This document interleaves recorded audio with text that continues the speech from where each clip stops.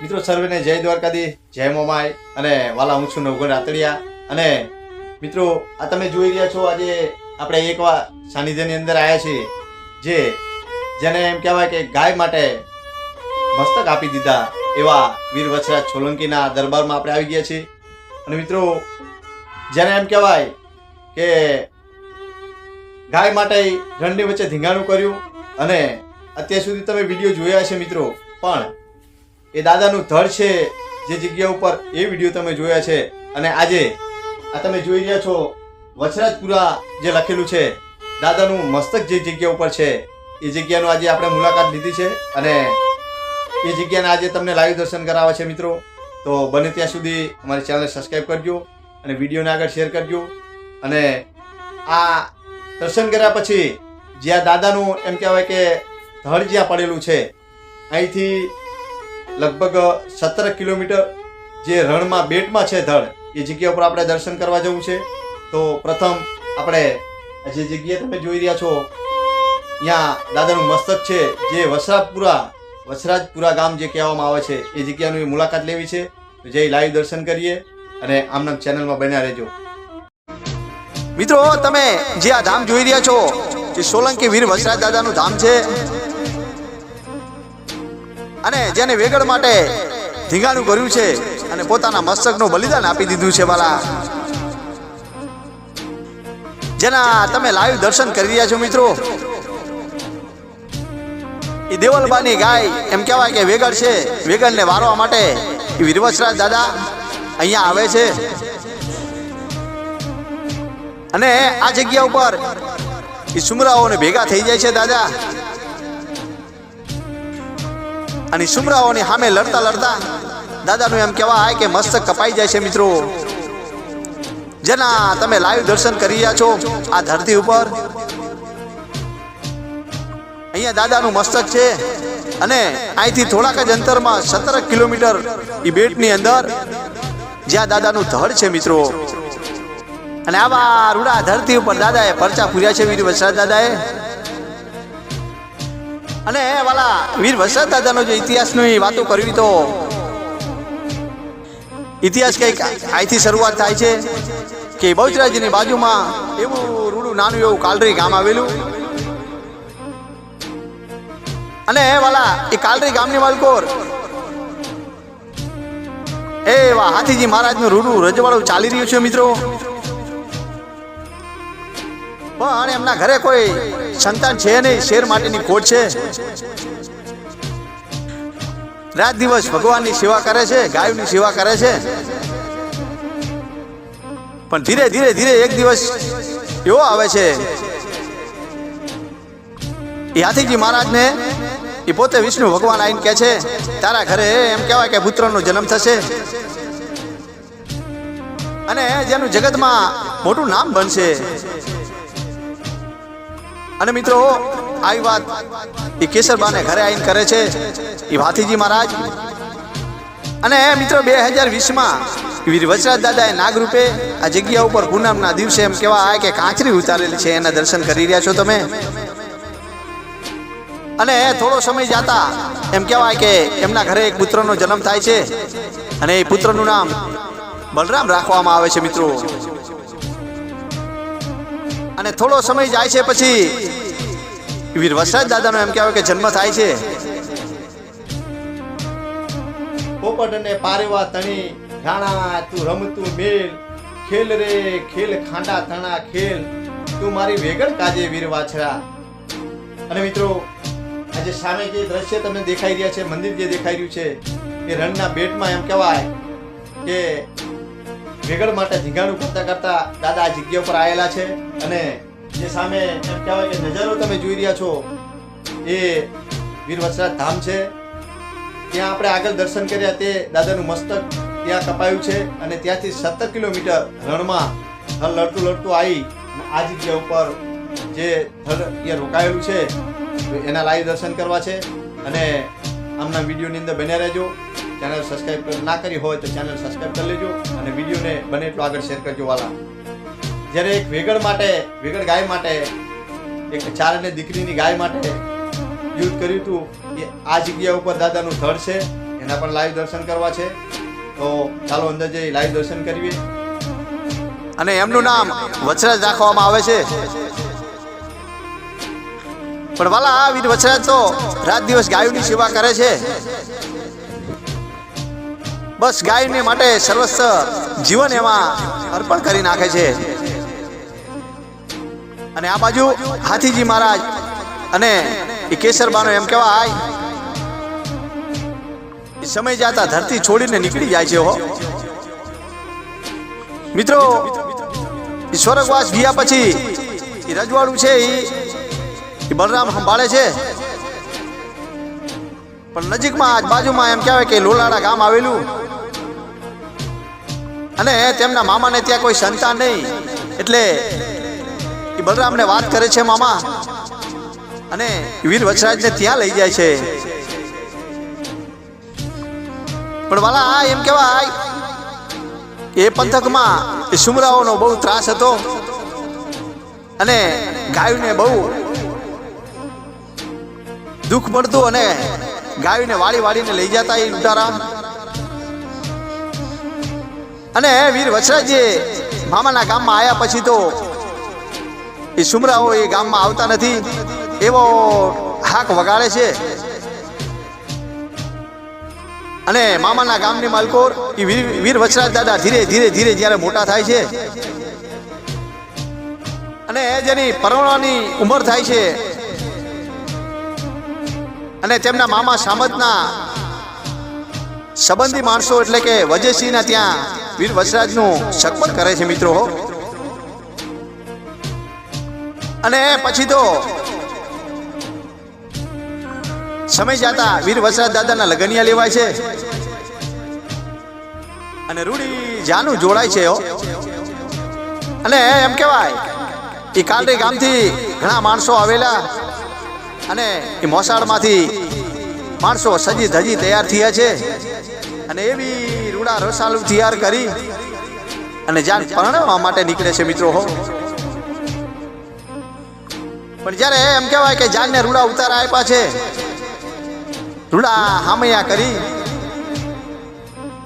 અને વીર વચરાજ દાદાને જ્યારે માયરામાં બોલાવે છે, અને એ બ્રાહ્મણ દાદા છે એ કન્યા પધરાવો સાવધાન એવું બોલે. અને પુનાબાને જ્યારે માયરાની અંદર લાવે છે મિત્રો, એક બાજુ વીર વચરાજ દાદા બેઠા છે, એક બાજુ પુનાબા બેઠા છે, અને એ લગ્ન મંડપની માલકો ધીરા ધીરા લગ્ન ગીત ગવાઈ રહ્યા છે એક બાજુ. અને જ્યારે ફેરા ફરવાનું ચાલુ કરે છે, પહેલો ફેરો, બીજો ફેરો અને ત્રીજા ફેરાની તૈયારી કરે છે, ત્યાં તો વગડામાંથી એમ કહેવાય કે ગોવાળ દોડતા દોડતા આવે છે, અને વીર વચરાજ દાદાને કહે છે કે લૂંટારા આયા છે અને આપણી ગાયનું ધણ વાળીને લઈ ગયા છે. હો મિત્રો, એ વીર વચરાજ દાદાએ ત્રીજો ફેરો બાકી રાખી અને હાથમાં તલવાર લીધી છે, જેની આંખો એમ કહેવાય કે લાલ ઘૂમ થઈ ગઈ છે. એ તલવારના ઝાટકે એમ કહેવાય કે વરમાળા તોડી અને પોતાની રતન ઘોડી લઈને નીકળી ગયા છે. હો મિત્રો, એ તમામ ગાયને વાળીને પાછા આવે છે. એ વગડાની મલકો એમ કહેવાય કે લૂંટારાઓને વીર વચરાજ દાદા ભેગા થઈ જાય છે, અને એક પછી એક દુશ્મનોને જમીન ઉપર ઢાળતા જાય છે. હો મારો મારો ના પોકાર પડી રહ્યા છે.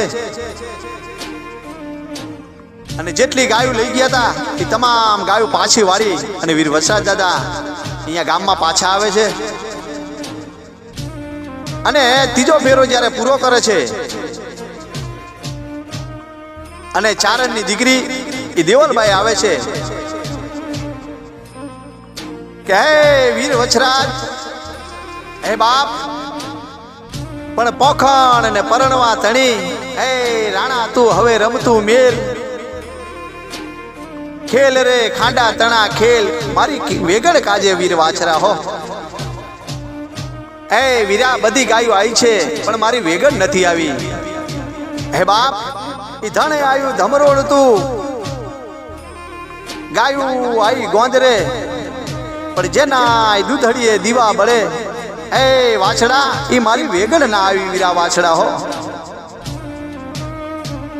ઈ ચારણની દીકરી દેવલભાઈ બોલે છે, હે વીરા ચોથો ફેરો પછી ભરજે. બધી ગાયું પાછી આવી ગઈ છે પણ મારી વેગડ કઈ દેખાતી નથી, મારી વેગડ નથી આવી હો. અને વાલા એક ક્ષણે ફરી પાછી રતન ઘોડી લઈ અને દાદા નીકળી જાય છે. અને એ વચરાજપુરા ગામ છે, એ ગામ જગ્યાએ એમ કહેવાય કે ધરતીની માલકોર વળી પાછું ધીંગાણું થાય છે. આ ધરતી ઉપર જ્યારે વીર વચરાજ દાદા એક પછી એક દુશ્મનોને ઢાળતા જાય છે અને પછી દુશ્મનો વિચાર કરે છે કે આને કપટીથી મારવો પડશે, કારણ કે આ તો આપણાને પહોંચવા નહીં દે. અને એક દુશ્મન છે એ પાછળ ઝાડની સંતાઈ અને વીર વચરાજ દાદાના મસ્તક ઉપર તલવારનો ઘા કરે છે. મિત્રો હો, એ વીર વચરાજ દાદાનું ધડ એમ કહેવાય અહીંયાથી લડતું લડતું હાલ્યું જાય છે. અને મિત્રો જે તમે વિડીયો જોઈ રહ્યા છો એ બેટમાં 17 કિલોમીટર અંદર આ જગ્યા ઉપર આવીને દાદાનું ધડ થંભી જાય છે. મિત્રો હો, પણ દાદાની હારે હારે વીરો ઢોલી આવ્યો છે, હારે કૂતરો આવ્યો છે, પુનાબા પણ આવ્યા છે અને દેવલભાઈ ભાઈ અહીં છે હો હાજર. અને એમ કહેવાય કે પુનાબા છે એ વીર વચરાજ દાદાનું મસ્તક લઈ ખોળામાં અહીંયા આવ્યા છે.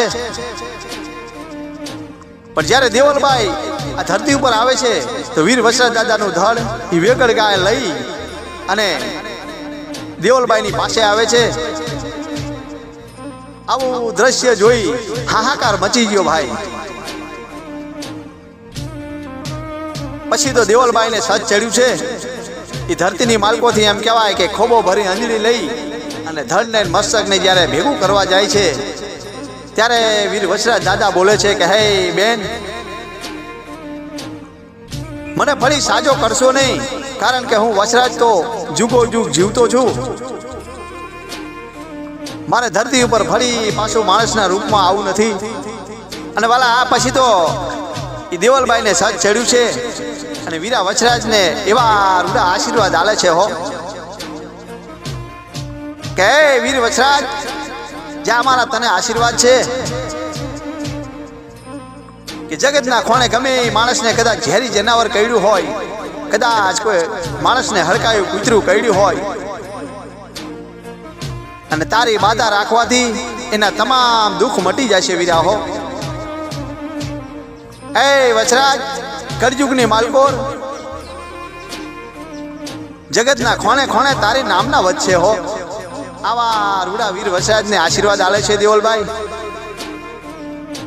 વાલા વીર વચરાજ દાદાને એવા આશીર્વાદ મળ્યા છે કે વચરાજ જ્યાં સુધી આ ધરતી ઉપર એ વેગડ ગાયનો વેલો રહેશે ત્યાં સુધી આ બેટની માલકો મીઠું પાણી આવશે હો. મિત્રો આજ પણ આ વીર વચરાજ દાદાના ધામમાં મીઠું પાણી આવે છે, જેને એમ કહેવાય કે આજુબાજુ એ ખારો બેટ છે, પણ આ ધરતી ઉપર આજ પણ મીઠું પાણી આવે છે. અને આ તમામ ગાયું જે જોઈ રહ્યા છો મિત્રો, એ ગાયું તમામ વીર વચરાજ દાદાની છે હો. આજ પણ કાળા કળયુગની માલકોર એ દાદાના અનમોલ પરચા છે. અને મિત્રો એમ કહેવાય કે તમારા મનથી બાધા રાખો અને દાદો વાછડો તમારા મનની આશાઓ પૂરી કરે વાલા હો. એવા રૂડા ધામના તમે દર્શન કરી રહ્યા છો. ભલા પછી તો એ વીર વચરાજ દાદા, પુનાબા અને ચારણની દીકરી દેવલભાઈ ત્રણેય આ બેટમાં હારે સમાધિ લે છે મિત્રો હો. એક જગ્યા ઉપર ત્રણેયની સમાધિ આવેલી છે, જેના તમે લાઈવ દર્શન કરી રહ્યા છો વાલા. કાળા કળયુગની માલકોર હાજરા હાજુર છે બાપ હો. અને મિત્રો આ બાજુમાં જે તમે સમાધિ જોઈ રહ્યા છો એ વીરા ઢોલીની સમાધિ છે. જ્યારે દાદા વછરાજને એમ કહેવાય કે ધીંગાણું થયું ગાયું માટે, ત્યારે જેને મૂંગ્યો ઢોલ વગાડ્યો છે એવા વીરા ઢોલીની સમાધિના તમે દર્શન કરી રહ્યા છો વાલા હો. તમે એવા વીર વછરાજ સોલંકીના અનમોલ પરચા છે મિત્રો, જ્યાં આજ પણ સદાવત ચાલી રહ્યું છે. અને દાદો વાછડો દુખિયારાના દુઃખને મટાડે છે મિત્રો હો. હે બાપ, આવા અનમોલ ઇતિહાસો આપણી સૌરાષ્ટ્રની ધરતી ઉપર પડ્યા છે. એવા રૂડા વીર વછરાજના લાઈવ દર્શન તમે કરી રહ્યા છો મિત્રો હો. અને મિત્રો તમે વિડીયો કઈ જગ્યા ઉપરથી જોઈ રહ્યા છો અમને કોમેન્ટમાં જરૂરથી જણાવજો. અને આવા જ વિડીયો જોવા માટે અમારી ચેનલને સબસ્ક્રાઈબ કરજો. વિડીયોને બને એટલો આગળ શેર કરજો. સર્વેને આ નવઘર રાતડિયાના જય દ્વારકાધીશ, જય મોમાઈ, જય વીર વછરાજ. હે વીર વછરાજ બાપ, તમે તો આ કાળા કળયુગની માલકોર ડંકો વગાડ્યો બાપ હો. હે દાદા, તમારા ચરણોમાં લાખો લાખો વંદન બાપ, લાખો લાખો વંદન હો. જય વછરાજ.